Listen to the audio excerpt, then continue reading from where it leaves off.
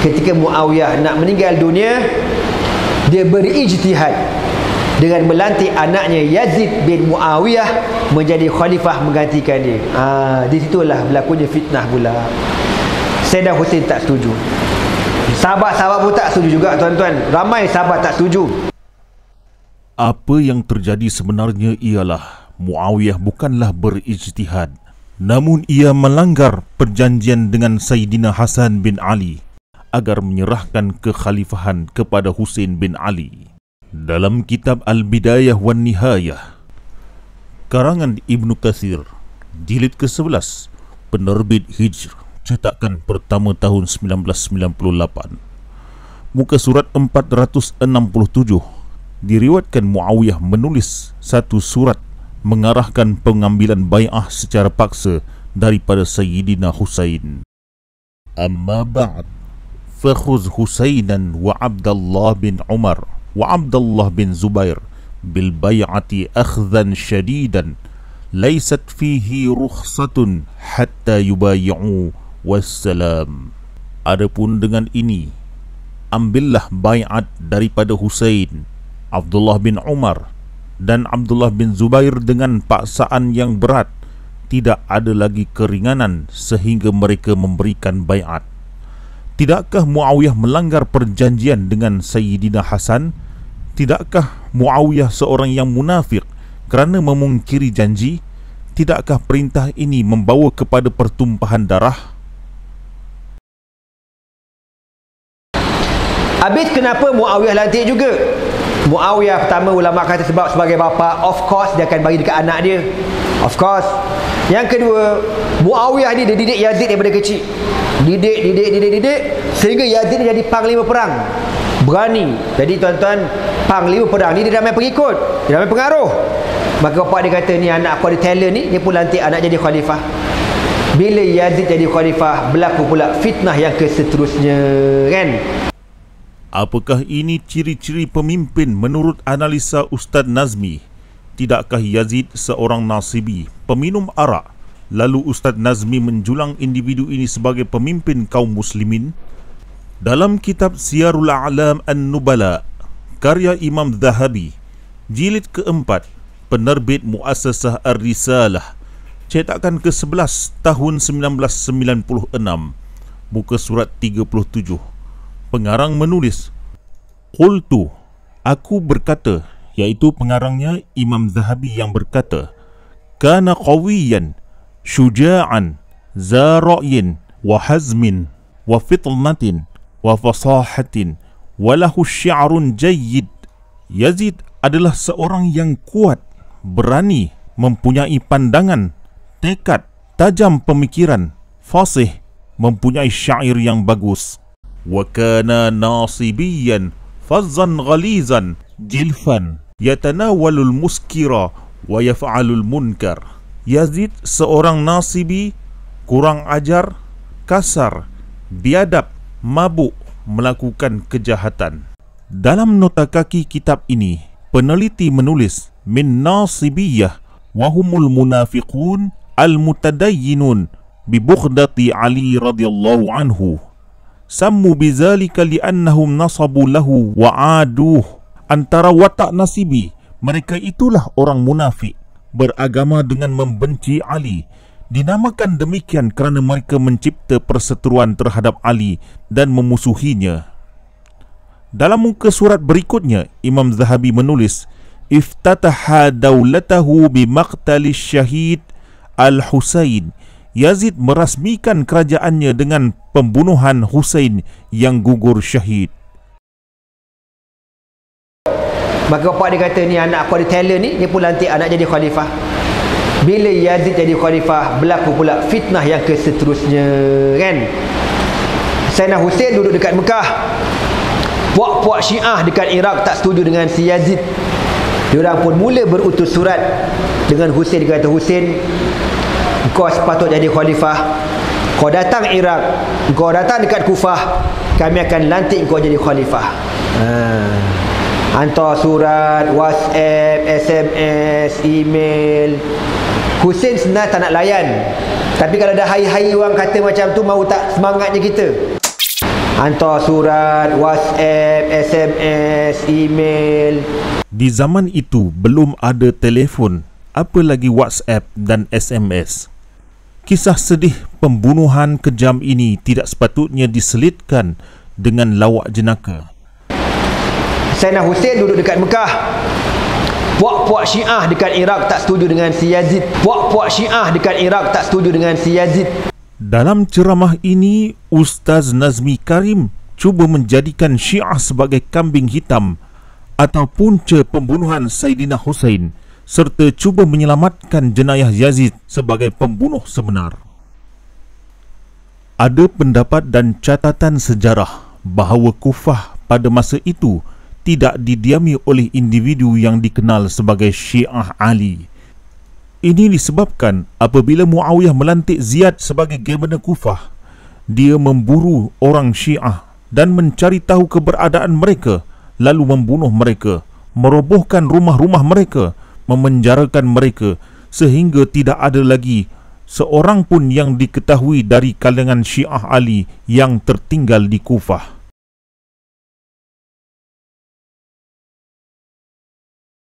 Dalam kitab Syarah Nahjul Balaghah karya Ibnu Abil Hadid jilid ke-6 cetakan pertama tahun 2007, penerbit Darul Kutub Al-Arabi Beirut, muka surat 30, pengarang menulis tentang surat yang diutus kepada ejen-ejen Muawiyah setelah tahun Jamaah, iaitu selepas peristiwa perjanjian antara Muawiyah dan Sayyidina Hasan.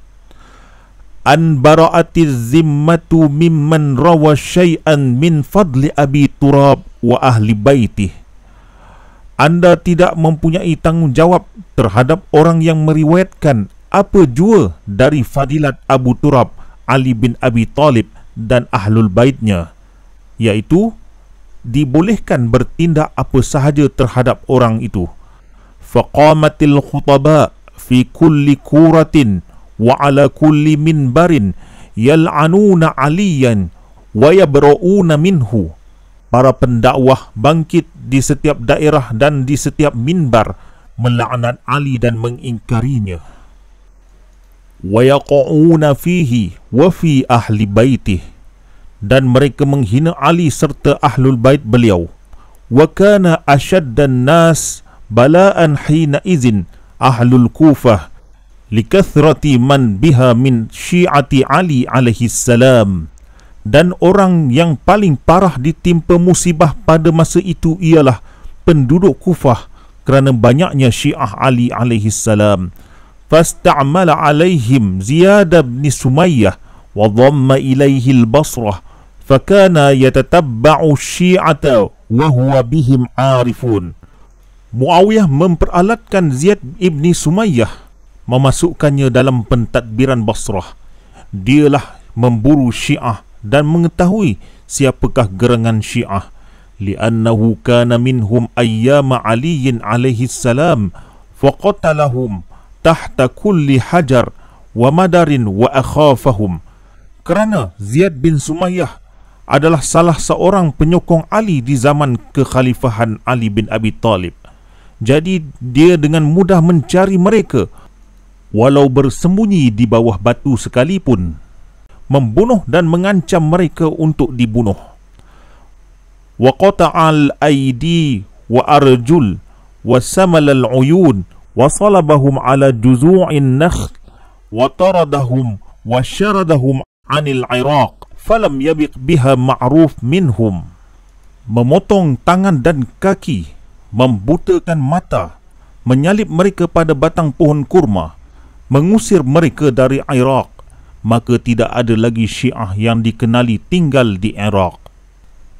Demikianlah kekejaman kerajaan Bani Umayyah terhadap Syiah di Kufah, sehingga ahli sejarah menyatakan tidak ada lagi orang Syiah yang tinggal di Iraq, melainkan masyarakat awam yang memang bersimpati terhadap Sayyidina Husain. Maka diketahuilah bahawa kemungkinan besar mereka yang menulis surat itu adalah pengikut Ahlus Sunnah wal Jamaah sendiri, yang kemudiannya digelar sebagai Syiah semata-mata kerana membela Sayyidina Husain sahaja, bukan dari segi fiqh atau akidah. Di samping itu, dalam perang Karbala, tidak ada seorang pun yang memerangi Saidina Husain dikenali sebagai Syiah Ali, melainkan Syiah keluarga Abi Sufyan. Di dalam kitab Maqtalul Husain, karangan Muwaffaq bin Ahmad Al-Khawarizmi, penerbit Darul Anwaril Huda, cetakan pertama tahun 1418 Hijrah, jilid kedua, muka surat 38. Diriwayatkan Sayyidina Husain berkata, "Waihakum ya syi'ata ali Abi Sufyan, in lam yakun lakum din wa kuntum la takhafuna al-ma'ad fakunu ahraran fi dunyakum hadhihi." Cilakalah kamu wahai Syiah keluarga Abi Sufyan, iaitu pengikut keluarga Abu Sufyan.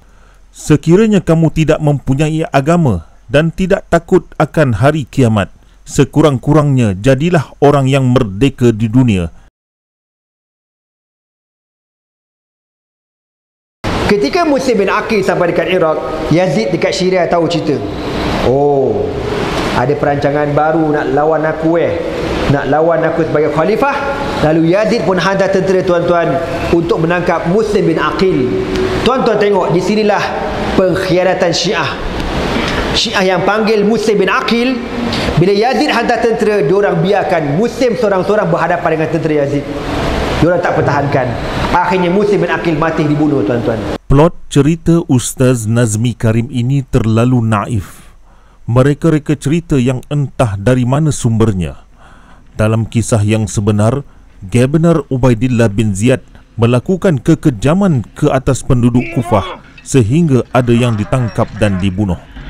Hani bin Urwah adalah salah seorang penduduk Kufah yang bertindak memberikan perlindungan kepada Muslim bin Aqil. Akhirnya dihukum bunuh. Kezaliman Gubernur Ubaidillah bin Ziyad terhadap warga Kufah. Yazid bin Muawiyah menganggap Gubernur Kufah ketika itu, Nu'man bin Bashir, amat lemah dalam menangani kedatangan Muslim bin Aqil. Lalu Yazid melucutkan jawatan Nu'man dan Ubaidillah bin Ziyad adalah penggantinya. Ubaidillah bin Ziyad terkenal dengan kekejamannya terhadap sesiapa sahaja yang bertindak ingin membantu Sayyidina Husain. Langkah pertama yang dilakukannya tatkala memegang tampuk kekuasaan ialah mengancam sesiapa sahaja yang melawan. Dalam kitab Tarikh At-Tabari, karya Muhammad bin Jarir At-Tabari, jilid kelima, penerbit Darul Ma'arif di Misr, muka surat 359, pengarang menulis tentang ucapan Ubaidillah bin Ziyad kepada penduduk Kufah. Amma ba'du, fa inna amiral mu'minin aslahahu Allah. Adapun sesungguhnya Amirul Mukminin, semoga Allah memperbaikinya, wallani misrakum wa thaghrakum, dia jadikan aku penjaga kawasan kediaman dan perbatasan perang kamu. Wa amarani bi insafi mazlumikum wa i'ta'i mahrumikum, dia perintahkan aku untuk berlaku adil kepada orang yang tertindas, mengurniakan kepada orang yang kekurangan. Wa bil ihsani ila sami'ikum wa muti'ikum wa bisyiddati ala muribikum wa asikum, berbuat baik kepada orang yang taat di kalangan kamu, bengis terhadap orang yang ragu dan durhaka di kalangan kamu. Wa ana muttabi' fikum amrah wa munaffiz fikum ahdah, dan aku menuruti perintahnya ke atas kamu dan melaksanakan tanggungjawabnya ke atas kamu.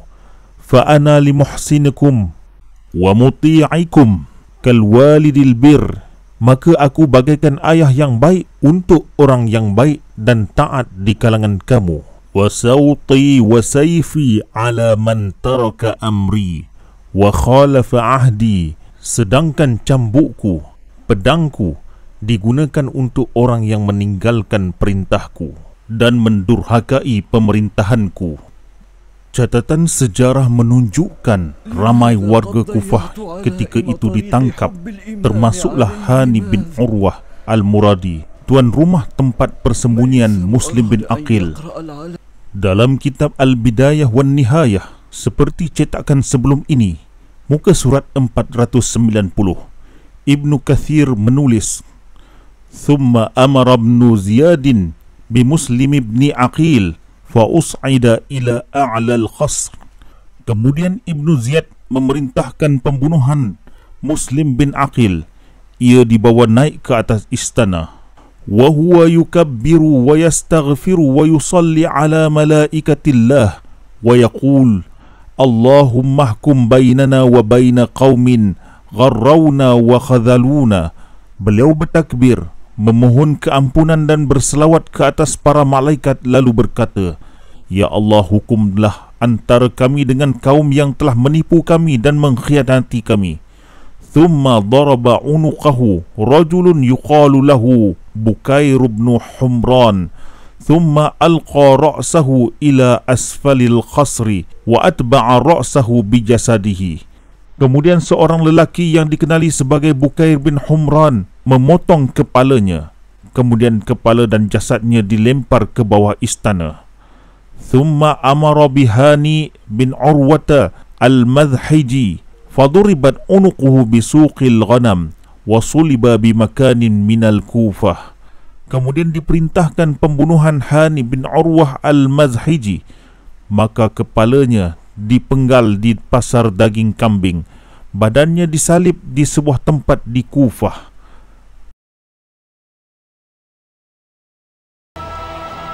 Hani bin Urwah adalah warga Kufah yang disalib di tempat umum bagi menakut-nakutkan penduduk awam supaya tidak membantu Sayyidina Husain. Malangnya dalam kes ini, Ustaz Nazmi tidak menyalahkan Yazid sedikit pun. Apakah Ustaz Nazmi Karim berceramah berasaskan stigma Syiah demi melindungi jenayah Yazid? Dalam kitab Al-Muntazam fi Tarikhil Muluki wal Umam, karya Abdurrahman bin Ali bin Muhammad Ibn Jauzi, jilid kelima, penerbit Darul Kutubil Ilmiyah, cetakan pertama tahun 1992, muka surat 329, Ibnu Jauzi menulis, wa kataba Ubaidullahu ila Yazid, amma ba' falhamdulillahillazi akhadha li amiril mu'minin bihaqqih wa kafahu ma'unata aduwih. Dan Ubaidillah menulis kepada Yazid, segala puji bagi Allah yang telah mengambil untuk Amirul Mukminin haknya, dan cukuplah Allah sebagai pembantu ke atas musuhnya. Inna Muslim bin Aqil laja'a ila dari Hani bin Urwah fakittuhuma hatta istakhrajtuhuma. Sesungguhnya Muslim bin Aqil berlindung ke rumah Hani bin Urwah, maka aku berusaha sehingga aku keluarkan mereka berdua. Wa darabtu a'naqahuma wa qad ba'athtu bi ra'sihima. Aku pancung tengkuk mereka dan mengirimkan kepala mereka berdua. Apakah Ustaz Nazmi Karim dapat membersihkan Yazid dari terlibat dalam jenayah pembunuhan ini? Bahkan tidak. Yazid membalas kembali surat Ubaidillah dengan puji-pujian. Fakataba ilaihi Yazid, innaka ala ma uhibbu amilta amal al-hadhim. Yazid menulis kepadanya, Anda telah melakukan apa yang aku suka, kerja seorang yang tegas. Apakah harga darah yang ditumpahkan itu terlalu murah bagi Ustaz Nazmi Karim? Kesimpulannya, malang sekali ceramah Ustaz Nazmi Karim tentang peristiwa pembunuhan Muslim bin Aqil adalah naratif rekaan. Sepatutnya para hadirin dihidangkan kisah historiografi berasaskan sumber rujukan ilmiah tanpa tokok tambah atau berjenaka seperti menyebut SMS dan WhatsApp. Apalagi kisah kesyahidan Muslim bin Aqil amat menyayat hati. Plot pengkisahan sejarah Ustaz ini lebih cenderung ke arah melindungi jenayah Yazid, manakala isu Syiah Kufah pula digambarkannya sebagai pengkhianat secara relatif tanpa meninjau perjalanan kes secara adil. Isu Syiah Kufah yang difahami oleh sebahagian pihak pula sangat subjektif kerana tidak dikenal lagi individu yang bergelar Syiah di kalangan penduduk Kufah setelah mereka digempur dan diusir oleh askar kerajaan Bani Umayyah. Justru itu, sokongan masyarakat awam terhadap Husain bin Ali bukan lagi dikarenakan mereka itu Syiah. Kemungkinan besar mereka sudah muak dengan pemerintah yang sedia ada, lalu mereka berkehendak kepada pemimpin baru, sebagaimana setelah itu penduduk Madinah memberontak terhadap kerajaan Yazid. Kedatangan Muslim bin Aqil ke Kufah pada peringkat awal mendapat perlindungan baik dan tidak ada halangan daripada Gabenor pada masa itu. Namun setelah Gabenor baru bernama Ubaidillah bertindak, Muslim bin Aqil terpaksa bersembunyi dan tidak dapat keluar dari Kufah sehingga ditangkap dan dibunuh. Ini menunjukkan ada kekangan dahsyat sehingga para penyokong Husain bin Ali di situ tidak dapat berbuat apa-apa lagi. Walau bagaimanapun, dalam kekejaman terhadap Muslim bin Aqil ini sudah tentu Ubaidillah bin Ziyad yang menjalankan perintah Yazid bin Muawiyah. Adalah menghairankan apabila ceramah Ustaz Nazmi Karim hampir tidak membahaskan hal ehwal Yazid dan obsesi dengan isu Syiah Kufah.